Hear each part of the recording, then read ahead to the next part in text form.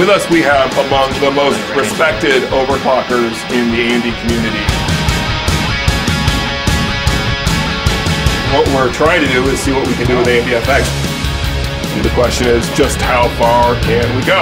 So we're not running any benchmarks, we're just shooting for the highest CPU-Z. So we boot up from the BIOS with pretty safe, easy settings, and then we'll adjust the frequencies on the fly. Just seeing how the frequency scales, going from air, water, phase to extreme. So we're just going up little by little, 7 gigahertz so far, no problem. These days we've kind of stepped it up a bit.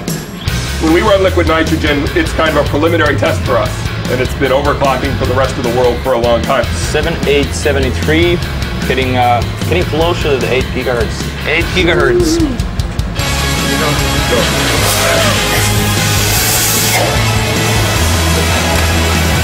When we switch over to helium, the base temperature has usually been between negative 220 and 230. 8.335 megahertz. That was the highest CPU frequency ever.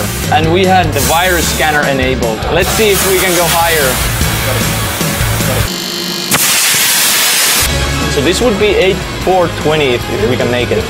8429. Congratulations, everyone. That is awesome.